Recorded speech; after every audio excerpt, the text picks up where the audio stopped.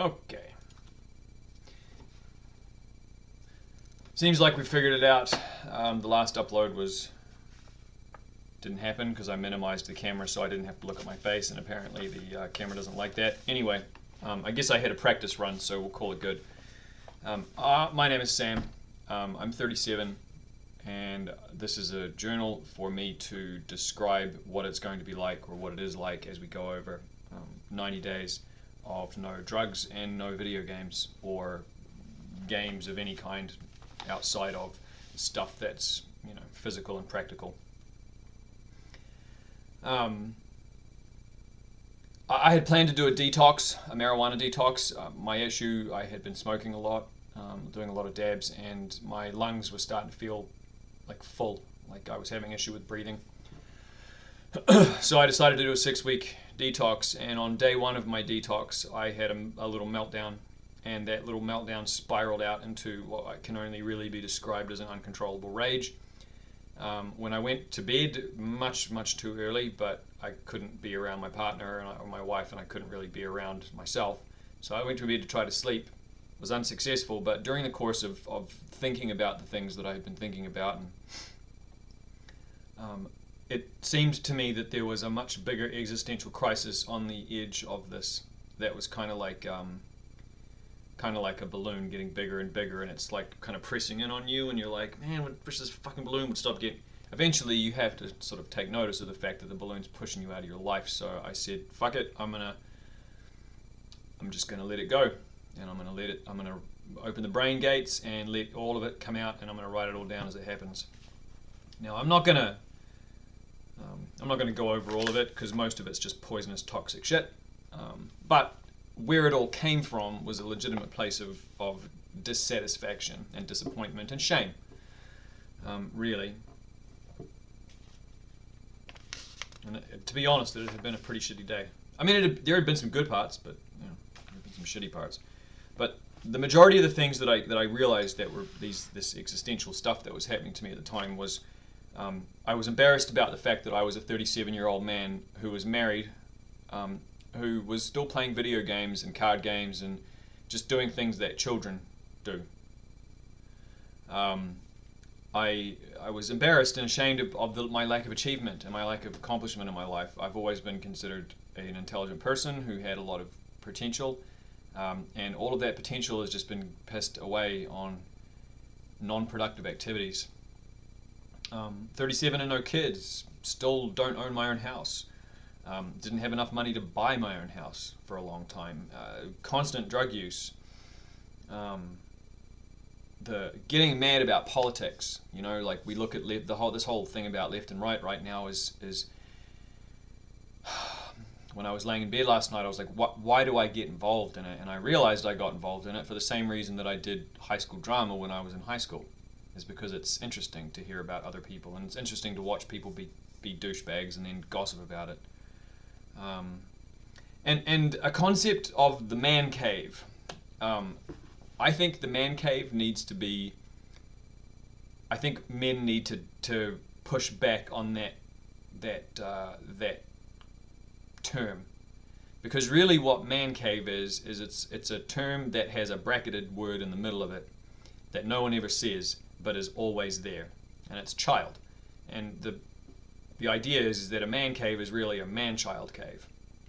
It's a place where men can go and pack their Legos up or their video games or whatever, and they can do it away from their partner, and it's not like in the main area of the house. And in my mind, I'm thinking, well, why would we need to, why is it not okay for a father or a husband to play video games in the main living room? And I thought about it, and I was like, well, if it was me, and if I was doing that and I had kids, would I feel like a responsible adult if I'm just sitting there playing video games in my lounge in front of my kids? Is that the behavior that I want them to see me do? And then I was like, and if I have a man cave, am I teaching them to compartmentalize and secretize this sort of behavior? So I'm pushing back on the man cave concept. Anyway, all of those things made me feel insecure. They made me feel insecure about the state of my life, and I realized that it didn't matter. It didn't matter that I was doing all of these impractical and unproductive things. the weight of my failure to launch, and don't let's not be real, or let's be real rather. I'd launched. Like I left home and I've been successful and I've done okay in my life. But I've had a lot of failures that were a result of the fact that I've been non-productive, and I've focused a lot of my attention on things that didn't really get me to where I needed to be. So I sort of came to the realization, which was, how can I enjoy taking time to do anything enjoyable when there is so much for me left to do that's productive? There's so many things that I need to be focusing on as a man who's looking to go into his second marriage, being a better husband, on top of which becoming a good father. So I realized that the man-child stuff has to end, and that means no more video games, that means no more drugs, that means no more Marvel or Star Wars or YouTube videos on any of that crap. No more cards. This was one that actually really hurt, because a dear friend of mine and I started playing cards recently. He has been playing cards for a long time, but I just picked it up as a way that we could hang out, and I've had to put that down because essentially what it became to me was gambling, and it was a way to exercise that dopamine when I wasn't exercising dopamine with video games or drugs. So I had to give that, and then of course no more man-child cave. This space that I'm in right now is the basement, and if anything, it's going to be called the office from now on. There's no more man cave. And honestly, and if anyone watches this, I don't care if you get offended by it, but the reality is no more faggotry. It's time to give up the childish man baby bullshit and act like a man.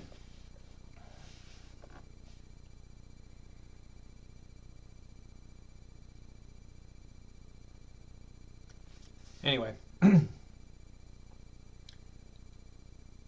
I felt embarrassed and I felt shame, and I felt it at levels that I haven't felt before in my entire life, and that was what was driving my anger. So last night I got up at 10 o'clock after I couldn't sleep, and I came downstairs and I pulled all of my collections apart. I got rid of my Xbox, I uninstalled everything, I cut all my subscriptions, I got rid of all the bookmarks, and I uninstalled everything off my desktop. PlayStation's still there because we're using it for Peacock at the moment, but that's going to go. We're going to Disney Plus. I would be surprised if I fucking dabble back in Disney Plus ever again. Disney Plus is a whole nother conversation. What they're doing at the moment to me is just fucking complete stupidity, and pandering more than anything. But that's another conversation. And then I guess to finish up this part of the talk and this part of the introduction is, if anyone would be wondering if it was overkill, my wife asked me if I thought it was overkill, because she was saying, I think it's overkill that you're getting rid of your cards because that's something that you do with your friends. But I said, if there ever was a time to do this kind of stuff in moderation, that time is over for me now. I'm 37.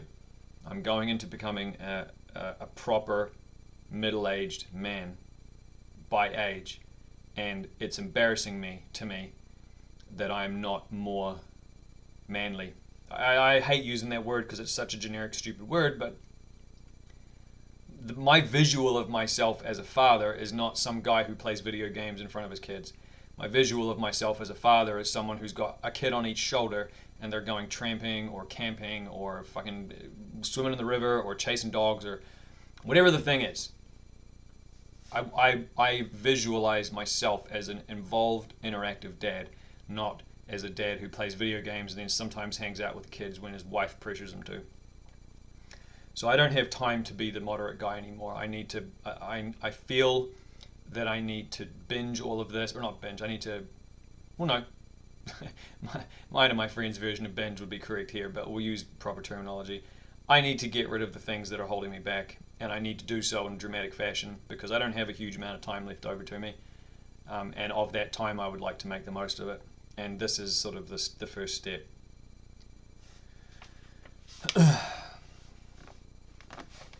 Anyway, my intention is to write in my journal in the evenings, thoughts that come across during the day or whatever, and then do a little one of these every morning for the next 90 days, just to talk about how it's going, challenges, struggles, successes, whatever. It's not necessarily meant to be for anyone else, but if it ends up becoming a part of what other people, if anyone actually comes to watch this and it becomes something that someone watches on a regular basis, just understand that it's going to be it's going to be a mess. But otherwise, yeah, that's day one.